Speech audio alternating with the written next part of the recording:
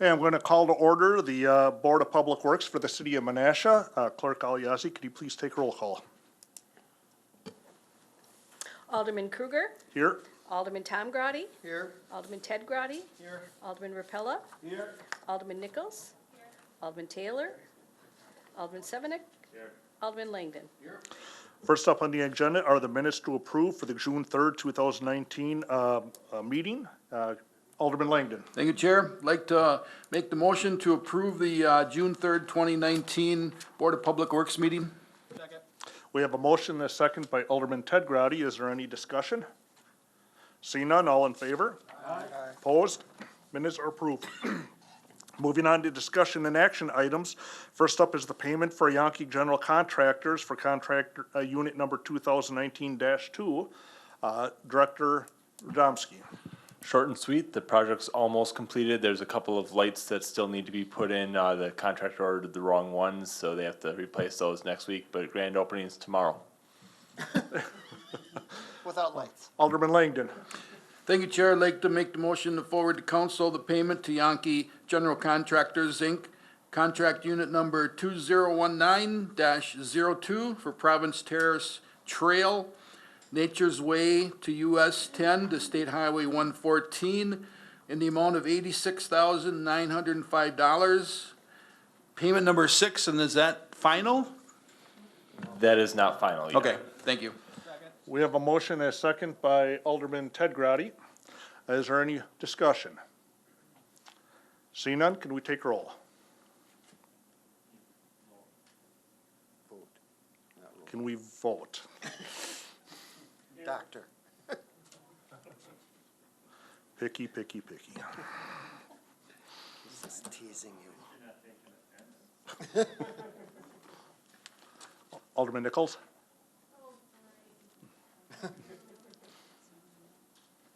Just waiting for her name. Motion carried on roll call 8-0. Moving on to action item number 2 is the payment for Summers Construction Company Incorporated for contract unit number 2019-01. Director Radomski. This payment is for the work being done over at Province Terrace. They have finished pouring most of the roadway on Province Terrace. They have some asphalt left to do, as well as some sidewalk and some restoration, looking like a mid-July completion date. Thank you. Alderman Langdon. Thank you, Chair. I'd like to make the motion to forward to council the payment to Summers Construction Company Incorporated, contract unit number 2019-01. That's for the new street construction out at Province Terrace, Jenny Street, Province Link, and Midway Crossing, various locations in the amount of $181,669.38. Payment number 3. We have a motion. Is there a second? Second. We have a second by Alderman Rapalla. Is there any discussion? See none? Clerk, could we please take the vote? Here.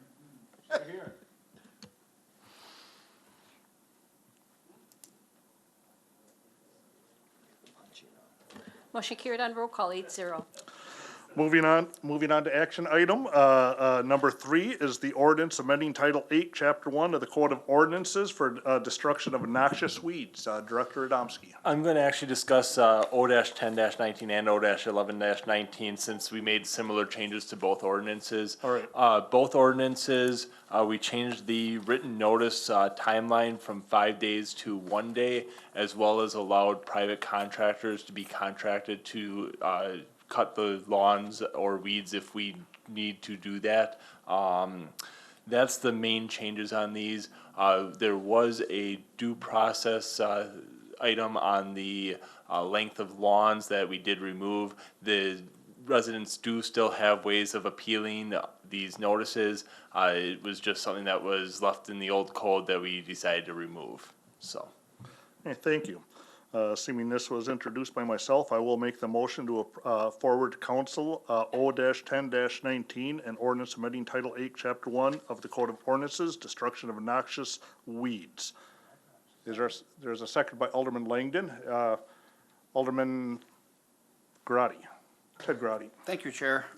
Question I have, how do we or does the city or whomever is gonna control this know if there's a problem? Is this just through a ride-by, looking at just the front yard? So in general, we handle these on a complaint, basis. We do not generally go out looking for these, properties. We don't have the time to be able to do Okay. that. Occasionally, our code enforcement officer will bring us a few properties that he sees while he's out doing his daily rides. But generally, we do a complaint basis, so if, you do have neighbors or whatnot that need to have their lawns mowed, let us know, either us or code enforcement, and we'll get those notices out.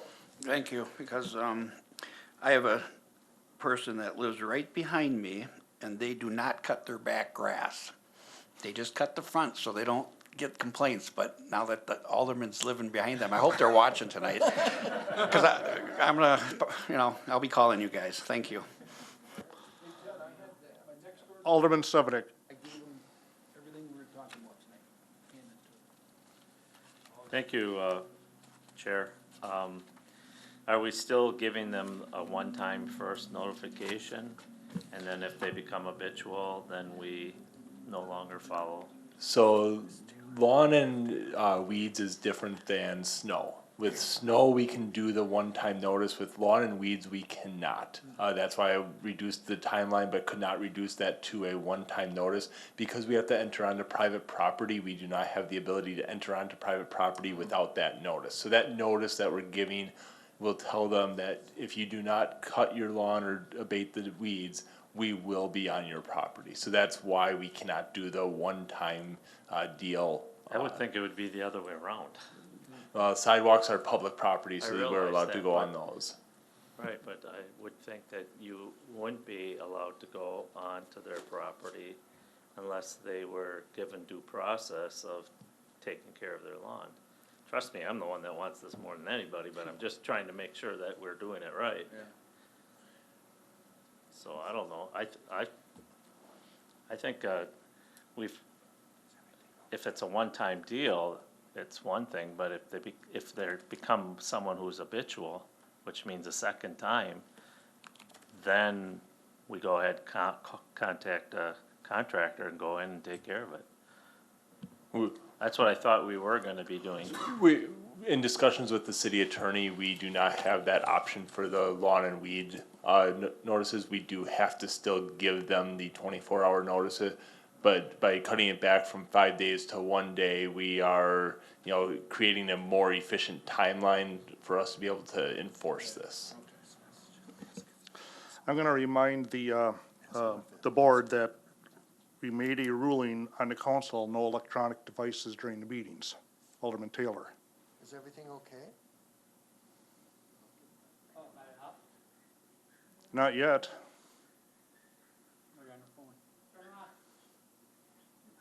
No. I have no interest in that. We have the ruling, no electronic devices. For our use. Don't be so petty. This is for our use. If you turn on my microphone, let me speak, you would hear it. What's RU? Don't be so petty. Alderman Taylor. Does anybody else have any discussion? Alderman Nichols. I have my light on. You're on your damn phone. I'm not, I'm trying to play something for you. I don't want to hear it. Pertains to what we're doing, Mr. Chairman. Alderman Nichols. You're so Thank you, petty. Chair. Can you, Dr. Donsky, can you tell us how the process currently works? So currently, we get a complaint, we'll go out there, as soon as we are able to, deliver a 5-day notice, for them. Have to go back 5 days later to check the lawn, make sure that it's still not cut. If it's still not cut, then we have to schedule someone, usually the following day or the day after, to be able to come out there and cut the lawn. So this is taking away that 5-day process and moving it down to a 1-day process, so that we no longer have to tell residents, yeah, thank you for reporting it. it's gonna be at least a week and a half before we can do something. You know, that's the biggest complaint we get is you get a report on Monday and you can't do anything until the following Wednesday usually. You know, by the time 5 days, you go back, check. You know, so that's our biggest complaint is we wanna be able to handle this. If we get a complaint Monday, you know, give them the notice, you know, probably Tuesday, you know, get out there, look at it, you know, Wednesday, Thursday, and then, you know, schedule someone to cut it Friday. So hopefully it can be taken care of in that same week rather than a week and a half or 2 week period. And I'm just talking about the noxious weed ordinance right now. I have some of the same questions for the other one, but I'll save that for then. So you're looking to cut the 5-day process down to 1 day or 24 hours to make operations more efficient from the public works perspective. Yes, we feel that this will allow us to, you know, by being able to cut down that time period, we're able to enforce it a little quicker and not have to worry about what we did a week ago. We can go back and go, well, we gave this notice yesterday, we can go back and check it today and, you know whether they're in violation. So it does help us out operationally. And do you currently track where and collect data for where these situations occur so that you can establish whether or not we have habitual offenders and who they are? We do, in the past, the tracking's been a little light. We've started to have a better tracking system this year as far as who is actually getting the notices, when they're getting notices and all that. So we're doing a better job of tracking this year. So we'll eventually get to know who's habitual and who's, you know, a one-time deal. Okay. And how might people find out what these noxious weeds look like?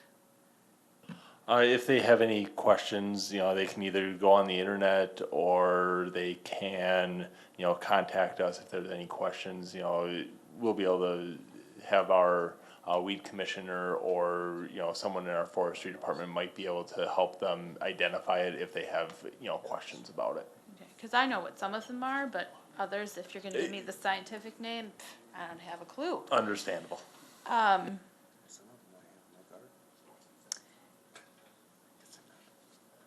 was mostly supportive of the changes to the snow ordinance because the sidewalk is public property. I'm conflicted with this ordinance because I think, because 5 days to 24 hours is pretty drastic. And it doesn't allow sufficient time for the property owner to respond to the notification, especially if that property owner is out of town. And I know that some property owners are just really having trouble getting into their yards to mow the lawn right now, and it's growing like a weed, so to speak.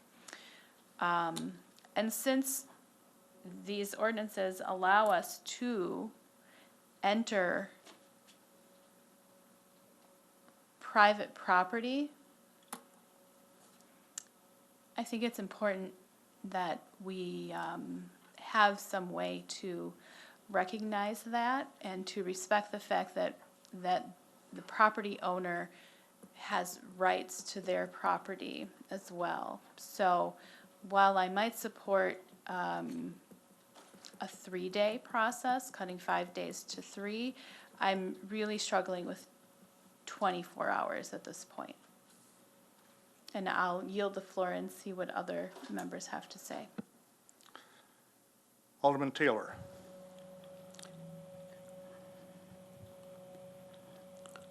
The Personnel Policy Handbook clearly states we can use electronic devices for the purpose of city business. We are talking about the ordinance.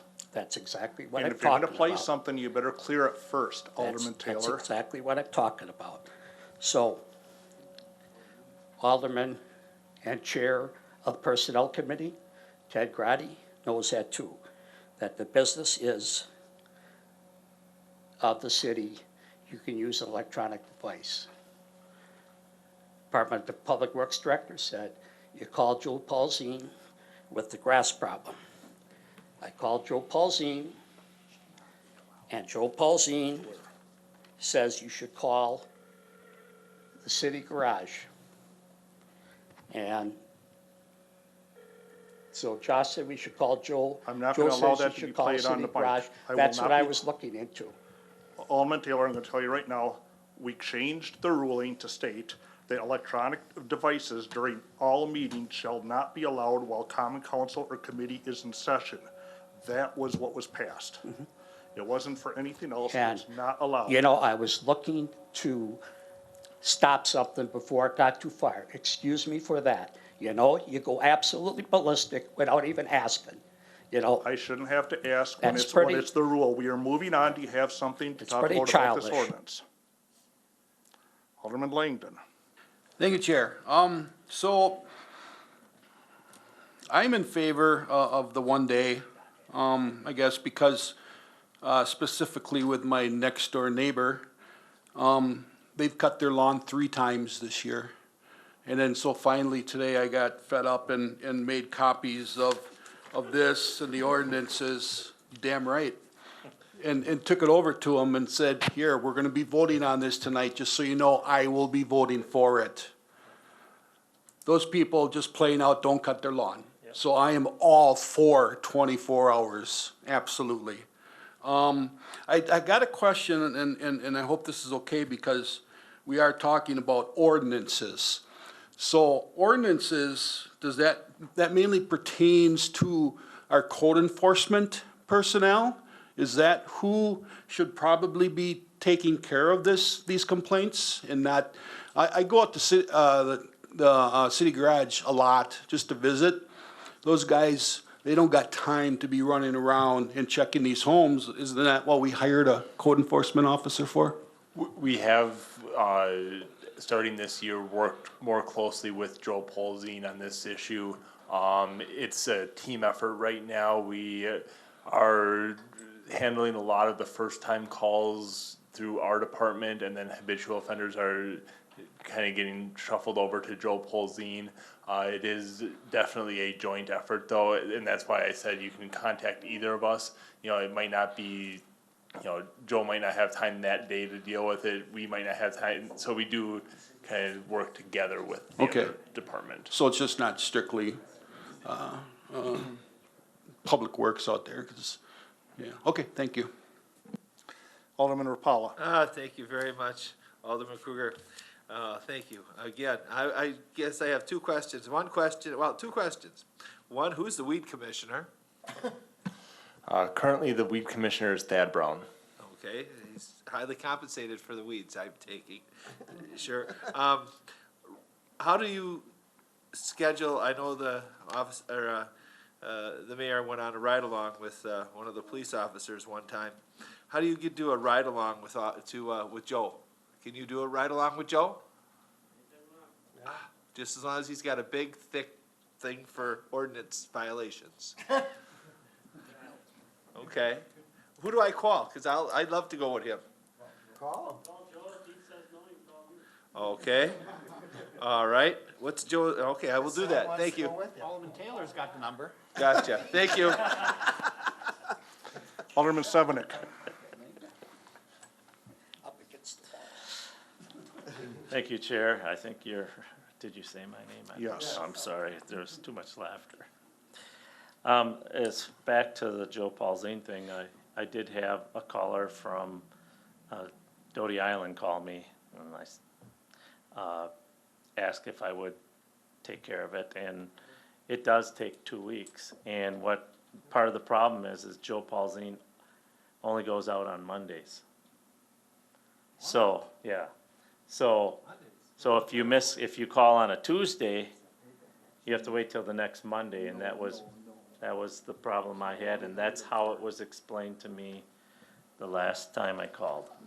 And that was just 2 weeks ago. And if that is the process, I would encourage you to contact myself and we'll work through those details. So Joe does a lot of complaints. Some of them do get very, very stacked up. This Sure. year, we actually did Because of the concerns of weeds, we actually, 2 weeks in a row on a Monday, went out and hit two very large areas. Joe wrote 75 letters of violation. That's something that we don't do. So don't We- feel it's not being done, it's being done. I mean, listen to the numbers, We- 75 is a we- big number. And that's letters being sent out and everything and delivered. So again, it's not something that is always done just on Mondays, but this year we wanted to take a little more proactive approach, hearing kind of the conversation from the council that we want to be a little more proactive in the early season. That hopes to get some of those people thinking that we are keeping track of these things. And in addition to getting Joe involved is that if it comes to issuing citations, things of that nature, yes, we can go out there and cut the grass, but if it's a nuisance of 1, 2, or excuse, not 1, but 2, 3, 4 times of habitual offenders, Joel's gonna be the person that's gonna write that ticket, so that's why we wanted to build that relationship, and we are taking a little bit different approach this year. And I just kind of want to mention what Alderman Langdon said here. There are people out there that just are not going to cut their grass. And they're homeowners. And it amazes me. And so those are the habitual offenders, and the only way that they're going to start cutting is if we hit them in the pocketbook. And I think that's what we need to do, and that's why I support Alderman Kruger's ordinance. Alderman Langdon. Thank you, Chair. So we're still talking about ordinances, Sam. I guess I got a concern. What's Joe doing the rest of the 4 days? Alderman Langdon, no, that's getting off track. That is Well, getting off track. We're talking ordinances, so if he's only doing ordinances on Mondays, Grass.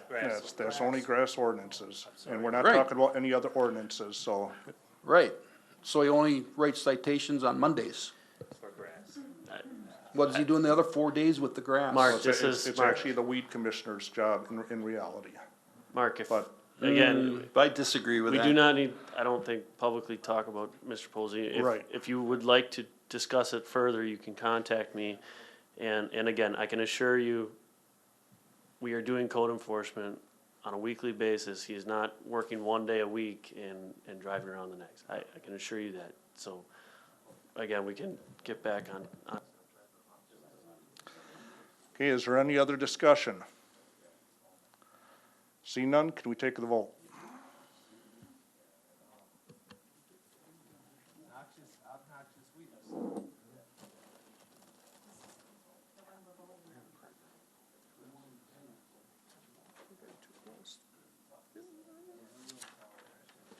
Motion carried on roll call 7-1. Moving on to action item number 4, Director Adamski already explained it, so I'm going to make the motion to forward to council ordinance O-11-19, an ordinance amending Title 8, Chapter 1 of the Code of Ordinances, regulation of length of lawn and grasses, introduced by myself. Is there a second? We have a second by Alderman Ted Grady. Is there any discussion? Alderman Nichols. Thank you, Chair. Director Donsky, again, this is a reduction of 5 days, ability to come into compliance down to 24 hours. That is correct. Okay. And under abatement of nuisance, about 2/3 through, after it says that a notice will be given, it says the notice will detail the city's plan to bring the property into compliance with this section. Can you tell me more about the city's plan? 99% of the time it will be mowing. There may be some weird occurrence where there would only be a trimming necessary or something like that. But the city's plan for the vast majority of length of grasses is mowing. Okay.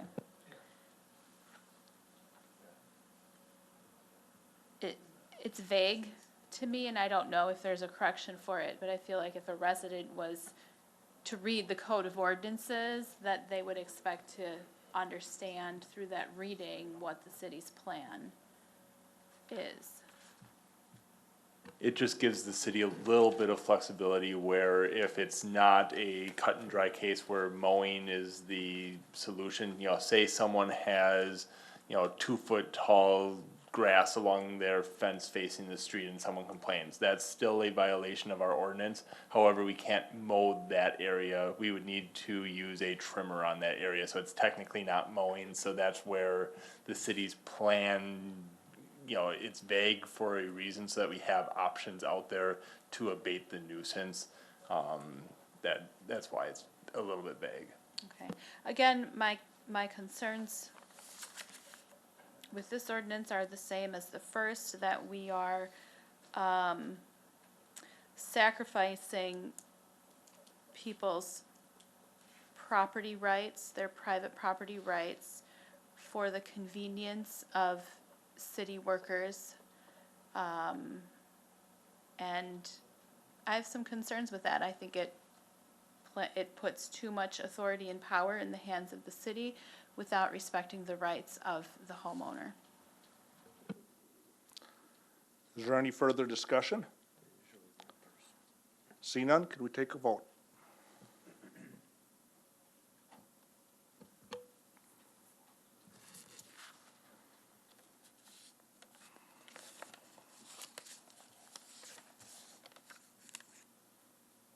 Motion carried on roll call, 7-1.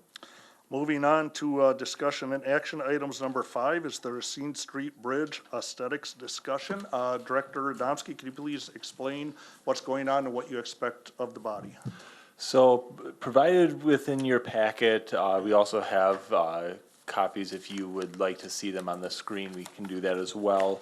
Of the proposed bridge house and bridge that was determined as part of our little work group with Alderman Grotti, Alderman Nichols, Commissioner Cruikshank, Mayor Murphy, Sam, myself, Joe Stevenson. This is the design that we had come up with. We think that it is a very, very good design. It looks very good. It's also, well within our budget. I think it comes in right around about $286,000 for the bridge house, the pedestals, as well as the decorative lighting along Racine Street. So what we're looking for from the council or the Board of Public Works tonight is to forward this design on to council for approval. Alderman Tom Grotti. Boy, I haven't talked this much, and thank you. Yeah, I know. As stated, I did sit on the aesthetic committee, and I'm okay with all of this except for I do not like the aesthetic appeal of that tower. I feel the city's selling itself short. And I'm not asking for any structural changes, any color changes, any material changes. I really think it needs some appeal with pattern, soft patterning, or some type of design element on it. I don't want to mimic the Taco Street Bridge. I don't want it to be a wannabe bridge. I think this should be unique. This building will sit between 2 other buildings on the river, one which annually gets the Lake Fly Award, and the apartment house, the condos, on the other side that looks like they were put together with sale items that they ran out of. Every possible material they could get, they threw on that building. This is our responsibility, not the responsibility of a developer. I think it just needs some type of element to it to give it more, well, I'll even quote my nephew, 11-year-old Evan, who just finished his stint at Clovis Grove School. I showed him this picture and he said, "Boy, Uncle Tom, that's ugly. It looks like a prison tower." That's the generation we're building this for. It's not just for us. And if I think of 11-year-old can say something like that, we really should examine this structure a little more. We've got it in the budget. It's not like we have to, we can approve all this with the condition that maybe we do look at this. This isn't going up for another year and a half.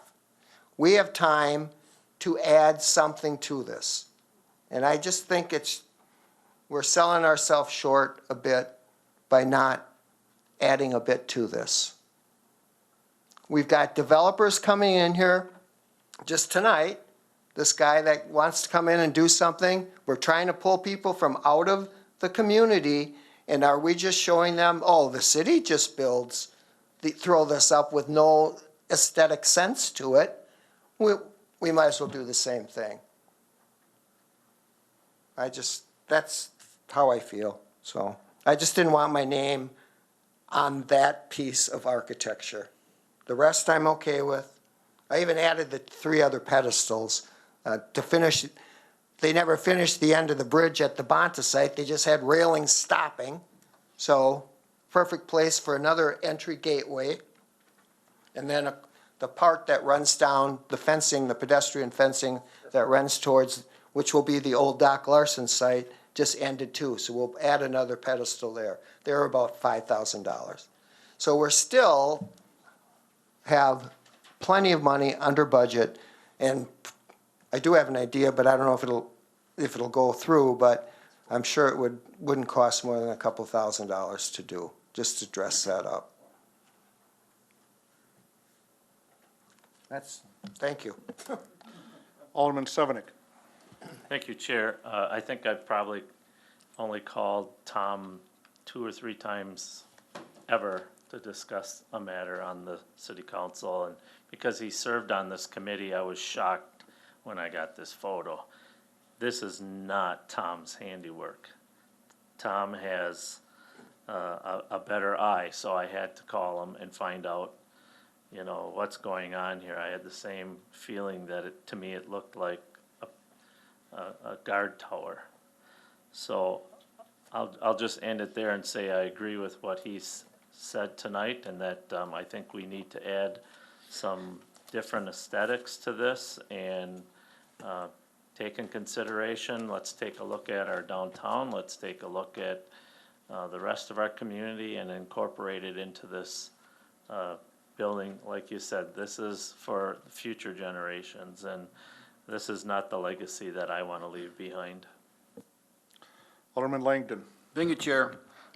I just wanted to throw my 2 cents in that the thing that I don't like about it is the windows all the way around. Isn't the person supposed to be watching the water?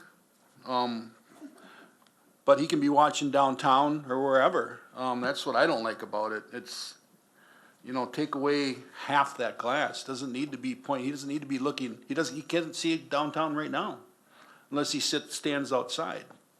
So The DOT actually requires 360-degree viewing out of these bridge towers. They have to be able to see in all directions. They have to be able to see both the rivers as well as up and down the bridge and the roundabout. So they do need 360-degree viewing. Doesn't mean that you can't break up the windows a little bit, but they do need windows on all sides so that they can see out those windows to anywhere that they need to see. is that new or just been put in lately, or I don't know when that was put in, but it's a requirement that they do have. that they have currently. now? Yep. Okay, thanks. Alderman Tom Grady.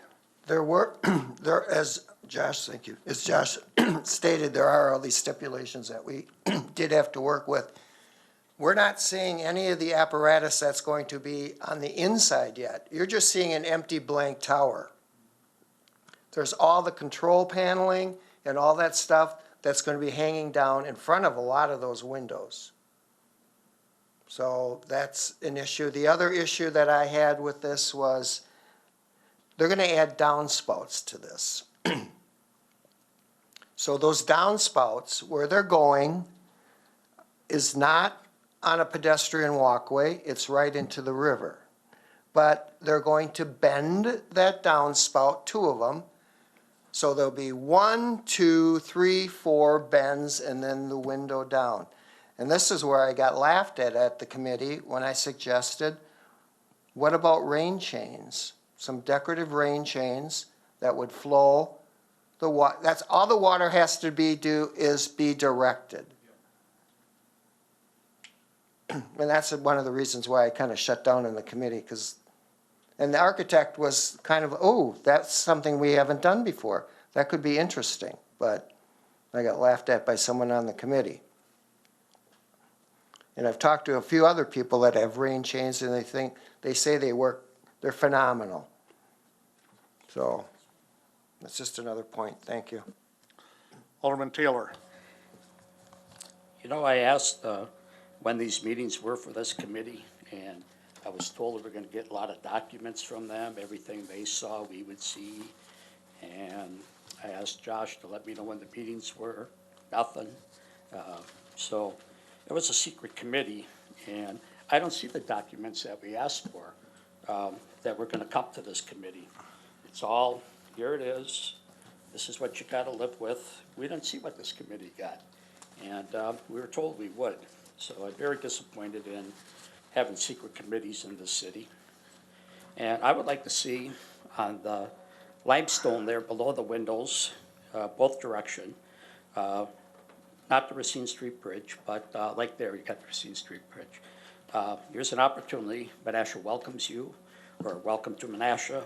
Here's an opportunity, instead of telling them how it's the Racine Street Bridge. Great time to do a welcome sign to the people coming into our community. I talked to 2 bridge tenders, showed them this, and they said the 360-degree is a must, that they have to have that. Last year, if you go into that building, very limited. Last year, we had a woman drive her bike past the gates and down into the pit. And it's very difficult at night to see these things, and even during the day. Bridge tenders also asked that they would like, when that bridge opens, simulated daylight underneath. We've had people fall out of boats there, and so they would like to see some very bright lighting underneath that bridge when it opens. I would like to know if we had different type of railings that we're gonna vote on, and different type of different scaping. Also, I don't see any recommendations or paperwork from this committee that's recommending to us. Also, I think this body needs to back up. October 2015, we were talking about this project, and the state changed some rules on us about these amenities. And we shouldn't get stuck with these amenities. We should appeal this body to save the taxpayers a lot of money. And we started this process before the state changed the amenities process. Well, somehow there's something wasn't signed or whatever, but all through this process, the state's been there. Bertrand and these guys have been with us, and we would be foolish not to send some document to the state level appealing that we have to pay for this, since the original project was October 2015. So I would like to see by next meeting or something, put it on the agenda and have this body send something out to the state of Wisconsin and to Amanda Stuck and Roger Roth. In fact, I think we should even invite Roger Roth here and Amanda Stuck the night that we bring up this document, and about the amenities program that was changed after we started this project. Thank you. Alderman Sevenick. Thank you, Chair. Have they decided to go with the grate or the soft surface? Was the soft surface out? The soft concrete, the lightweight Concrete. concrete. So they are doing a half-filled concrete grate. So it is still going to be technically a grate, but it will function a lot like the concrete. So it will not have the sound of the grate. It's actually going to be a lot quieter. Will than the there grate. be the protections for for bikes to go over, like I shown those pictures I from believe that they Milwaukee? do have some, stuff for them, Okay. so. What I'd like, if everybody's done, I appreciate the work the group has done, I mean. Oh, I'm sorry. I'd like, for our next time, I'd like to send this back, okay? And kind of review the tower again. I think we had enough opinions here, and Tom, you're on the committee. I think you have the feeling of this council. And also maybe some more, photos of the rail. Cause the rail's in here, but it's kind of small, we're not really sure what we're getting, so hopefully, Chair, I'd like to have this sent back, but Tom has something to say, and then I think we should move on from this. Well, I think Hold on, we. hold on.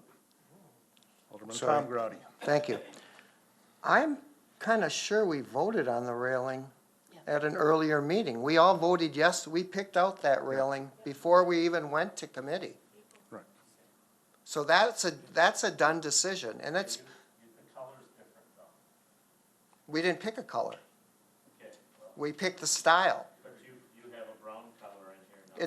It's bronze, it's the same color as the roof tone. That should be presented. And one thing I wanted to just tell, the savings that we did end up with, this DOT is paying for that concrete facing. That's $200,000. That didn't even affect our budget. That's why we came in way under budget. Otherwise, we'd be paying for that concrete to cover up that metal wall that was going to be up. Mayor Don brought the ordinance for the Canal District, and, well, probably Sam too, and made sure that the DOT knew that we wouldn't allow that within our downtown area. So they took that on their dime.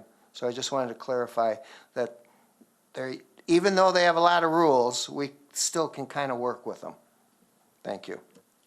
Alderman Nichols. Thank you, Chair. I think it's important to back up and talk about the process that occurred. The working group was established by the Board of Public Works, and the first meeting was in May, perhaps. And that working group consisted of myself, Alderman Tom Grady, and Commissioner Cruikshank from the Plan Commission, who has architectural experience. She's been a design architect for many years. And so the first meeting consisted of the DOT informing everyone of their requirements for the project and basically outlining some materials that we could pick from and decide. They showed us pictures of the Wisconsin Street Bridge in Oshkosh, of the Two Rivers Bridge, and they also let us know what maintenance costs would be incurred over the life of the bridge for the use, with the use of those specific materials. That was pretty much the first meeting. And then your working group took it upon themselves to visit some of the bridges the bridge towers that they offered us as examples. And also, Ms. Cruikshank was very instrumental in gathering photos of bridge towers that are in existence now from Appleton, Milwaukee, Chicago, all over the place. And we used those examples to sort of steer the DOT in a bit of the direction that we thought we were going. The group agreed that what we were looking for was something that would be low maintenance, would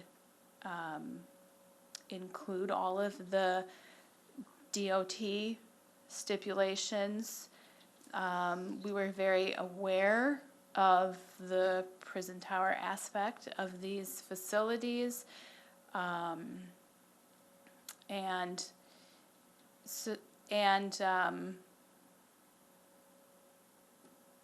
it was important to have something different from what we saw on the Wisconsin Street Bridge and the Two Rivers Bridge. I use those as examples because those are some of their latest projects that they've done. So something that was unique to Menasha, unique to the Fox Valley, and unique to this situation with a house and a drawbridge. And so it was challenging. We used those as examples, and eventually we landed with this. And I agree with Alderman Tom Grady. I think there are things about this tower that all of us don't like.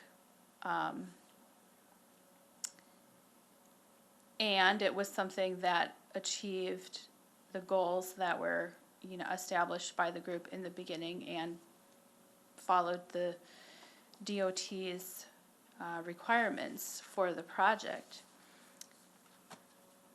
There is a remaining budget, as outlined on the summary breakdown, of $213,800. And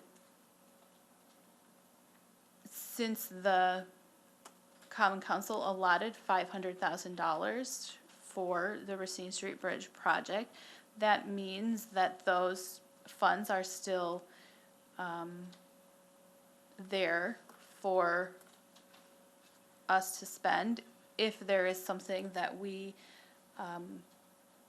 wish to add to the tower, or and I'm assuming that it might have to follow DOT guidelines at some point as well.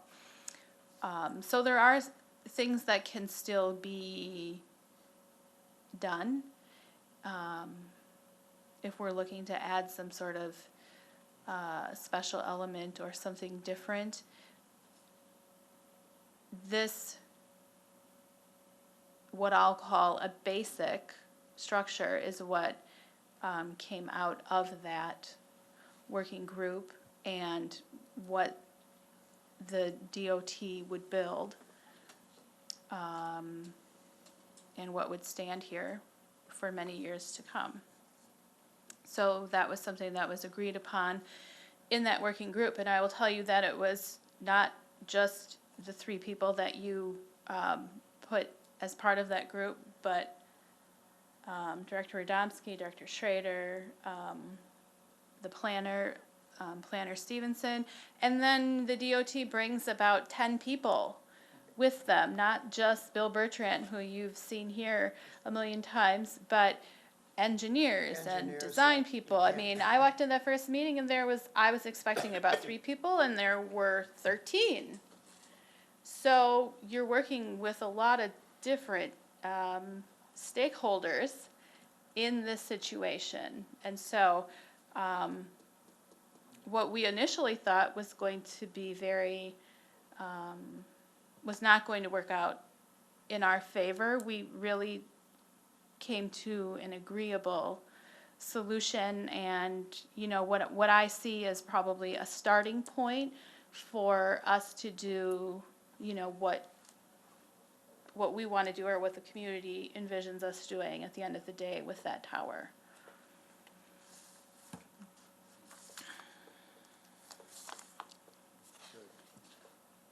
Director Radomski, can you talk about the timeline requirements going forward? Timeline requirements are they need to know probably a 90% aesthetic design, fairly quickly here. They, throughout this process, they've, been well aware that they wanted to have us have a decision 2 weeks ago on this. As far as, this exact building? Does it need to be this exact building? No, but are we comfortable with the main scheme of the building? You know, the bricks with the gray, limestone features, the bronze top, you know, are we comfortable with that with, you know, minor aesthetic improvements, you know, going forward? That I think they would be perfectly fine with, you know, but to go back to the drawing board right now, we may end up with nothing. We may end up with a bridge tower that they design and they, you know, say it's whatever they want, you know, or they could end up with this one and regardless of what we want. Yeah, I don't know I'll talk with Bill tomorrow, but I don't know what they're gonna say if we say we need to go straight back to the drawing board now, you know, and start having these meetings with, you know, the 10-13 DOT personnel as well as us 6. I mean, it's gonna take 2-3 weeks to get us together again, just time frame stuff. So timeline, I don't know the exact timeline, but it is, you know, I've been made aware that it's very imperative that we have these decisions fairly quickly. Okay, so you'll give Bill Bertrand a call tomorrow and talk more with him about that. I'll see him tomorrow morning. Great, you'll see him personally, even better. All right. I really do think, given all of the people that were involved in these conversations and the timeline going forward and Josh being willing to follow up with Bill tomorrow, that it really is important for us at this point to at least put our best foot forward right now and recommend this to the Common Council, get this out of committee, and then, you know, there's 2 more weeks till the next council meeting. Josh will have more information and everybody will have had some time to give some thought and consideration to the things that have been said this evening. And so with that, I'm going to make the motion that we recommend and forward to council the Ristine Street Bridge aesthetics plan as presented this evening. We have a motion, is there a second? With no second, the motion dies. I would, Hold on, I want, hold on. I'm gonna let Alderman Taylor talk first. Oh, sorry, are you done, Alderman Nichols? Yeah. Alderman Taylor. Josh, where do we see all this information? Now we find out that the state of Wisconsin had people at the table. Where do we see all this information? Where's the minutes? Who was the chair? It was not a committee meeting, it was a standard, you know, meeting with the DOT. There was no minutes taken, there were no chairs, it was just a. I'd like you to put that in writing for me, okay? I appreciate that. And also, when is the next meeting scheduled? We don't have any meetings scheduled at this point. Okay, but you're gonna have a meeting scheduled. We were not intending on having any meetings scheduled. We had brought this to the council and that was going to be we had our last meeting maybe a week or 2 ago. And this was what came out of it. Okay, and certainly Mayor, Josh, if you have another meeting, I've asked before, people in my district have asked before, that they know when the meeting is. And also, I think the picture doesn't do this justice with all those thick, if you will, barriers between the windows. Glass has changed a lot, and certainly if you look in the Faith Technology Building, you'll see that. I would like to see welcome to Menasha on there, or Menasha welcomes you, and it's an opportunity to showcase our name. And also, the 2 bridge tenders asked me if they said down in the southern states that glass is bulletproof. Is this glass bulletproof? And if you can find that out from Bert, when you meet with Bertrand, ask him that. I can ask him. And also, if you'd ask Bertrand to put it in writing, put it a memo to you when we have to have this completely done on the states. Okay. So we have a date. Thank you. Yeah, well, I'm just gonna pipe in here for a second. I mean, the tower is missing something and it sounds like a Tom doesn't think that it's gonna be overly bearing to actually spruce it up a little bit to make it a little bit more aesthetically pleasing, if I'm hearing it right, and it shouldn't affect the budget too much.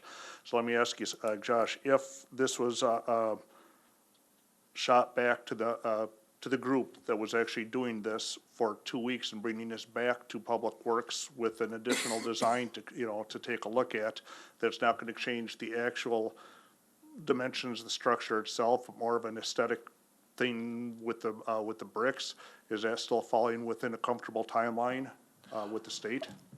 If we were to go back to the working group, unfortunately, the earliest that I could see us all getting together is probably at best next week, although I know I may not be available next week. I somehow got selected for jury duty, so I don't know how often I'll be in the office, so I can't plan anything. As far as, the renderings, if we were to change the design, the last time we had renderings, it took the architect about 2 weeks to do them. So we're probably sitting mid-July, for that council meeting, with an early August, or mid-July with Board of Public Works, early August council. My gut is telling me that the DOT would not like that timeline. They've been, moving pretty fast on this one, and they at least need the majority of the aesthetics decided so that they can start working on the structural design of this, probably yesterday. Thank you. Alderman Tom Grady. Thank you, Chair. I'm comfortable with what this is to go forward. I just want to know if we have to put an amendment in with the possibility that we could do a little tweaking on this tower. I don't want, if this is the tower we're getting in this whole packet, I don't think I'm going to vote for it. I'm okay with everything else. I don't want to go through another meeting with the DOT. I mean, that is a bit intimidating, but, and it's lengthy. They're like 3 hours we sit and hash this things out. It's not like we're having a happy cup day, but I'm comfortable with what we've got as long as we can do something with the tower. There's not much you can change, railing or, I mean, we picked the railing already. We voted on that. The bronze color is a lot better than a black roof. So, and it all matches, it all flows. It's just, that needs something. Thank you. And Director Adamski. And Tom, I do not believe that minor aesthetic, improvements, stuff that doesn't change the overall character of, or materials that were chosen, just, minor things like what you were showing me earlier today with the use of the old bank bricks, something like that, I do not believe would be a hindrance to the design process, and I think those can be added later on, no real issues. So I don't think that minor aesthetics things are, but we need to know, is this the direction we want to go with the full tower, or do we need to go back and rethink the whole thing and come up with a brand new idea? Alderman Nichols. Yeah, that was my question. Are the ideas that you have having to do with the actual structural design, or Surface. the materials that it would need to go back to the DOT? Is it something that the city could embark on their own? Or is it part of the actual building process that the DOT will be doing? No, I don't want to, it would be same material. Sam, I don't know if, I sent you a picture today. I know you probably, I have it on my phone, but it's not going to do any justice to that. But no, it's not changing color, it's not changing materials, it's not changing size, and it's not changing anything above the limestone. And one thing I think we have to say Racine Street Bridge, because that's for boat traffic, so they know what the bridge is. So I think that's part of the That's on the water side, That's fine. yeah, so. But So that doesn't answer my question. Is it something that the city can embark on their Well, I don't- own, I or don't that, know. Is the city putting the brick on? No. no? So everything would be scaled to be exactly like that brick. So it'd be the bricklayer laying the element down. Okay, does that help you answer the question? Yeah, and that should not be a major design change that the DOT would require. It would just be, you know, whether the council's comfortable with letting that committee make these small little aesthetic improvements. So it doesn't impact the scope of the project with the DOT, is what you're saying? Okay, The lower base should be more of like a limestone around it, the way I see it, even if it's just that block that you and I talked about.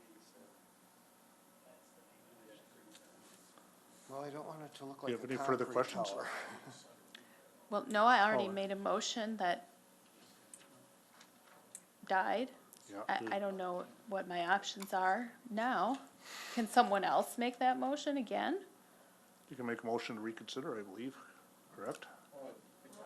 It died, yeah. Yeah.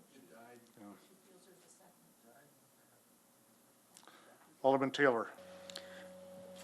If we could go back to that slide of the bridge tower.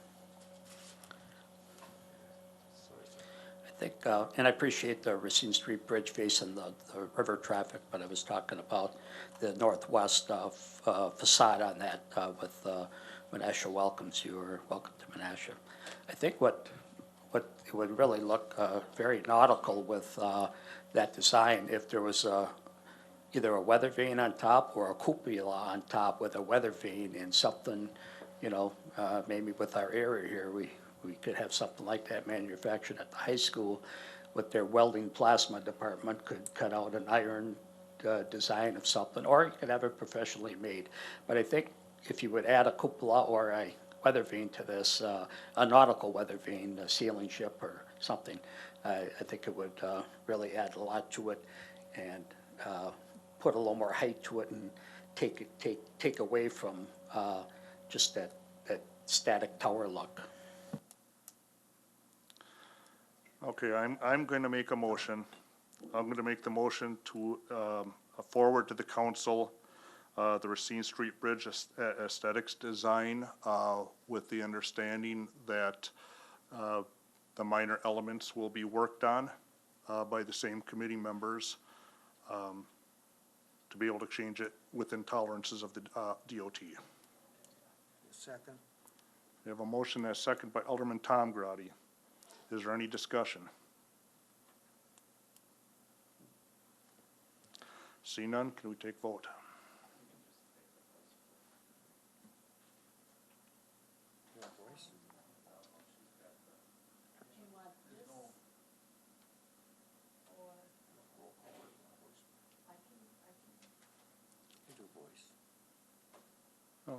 No, we could do a voice vote. So. With the understanding that the minor elements will work on by the committee. Correct. Okay. Okay. We'll take a voice vote. All in favor? Aye. Opposed? Motion passes. Moving on to item number 6 is the state mutual financial agreement for the state-let highway project and the Racine Street Bridge. Director Adamski. So this is the agreement that we need to sign with the state for the aesthetic improvements for this project. They had originally given us an agreement that was more of a state municipal agreement that's more of the operation and construction, you know, type thing. We actually did not want to sign that, so we chose to go with a state municipal financial agreement, which is a modified version of the SMA that doesn't talk anything about ownership or operations. It purely is about the funding mechanism. You will see that the cap for municipal funds for the aesthetic elements is, it's $87,000 for the decorative lighting cost, $413,000 for the aesthetic elements, and then $12,000 for non-participating items. So those are the funds that we could be eligible to pay, based on the amounts that were previously approved by council. Obviously, if we do not include any dollars that would get us up to that amount, so if we stuck with the $286,000 bridge tower that we had, that would not get us past that $413,000, so we wouldn't need to go into that full amount. We would only pay for that $286,000. So. Thank you. Is there a motion? Alderman Langdon. Thank you, Chair. I'll make the motion to forward to council the state municipal financial agreement for a state-let highway project, and that's for the Racine Street Bridge. We have a motion. Is there a second? We have a second by Alderman Nichols. Is there any further discussion? Alderman Taylor. Josh, this is just on the amenities. This has nothing to do with a contract, say. This does not make us own the bridge. It does not make us operate the bridge. This is purely on the cost of the bridge, which includes aesthetics. So on the cost of the bridge aesthetics. Yep. Thank you. Alderman Nichols. Thank you, Chair. My question was for Attorney Captain, and she is not here. There she is.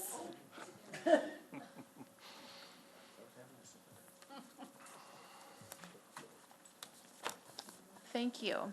I'm looking under terms and conditions of this contract, and it's right at, in number 1, where it says the municipality shall pay to the state all costs incurred by the state in connection with the improvement.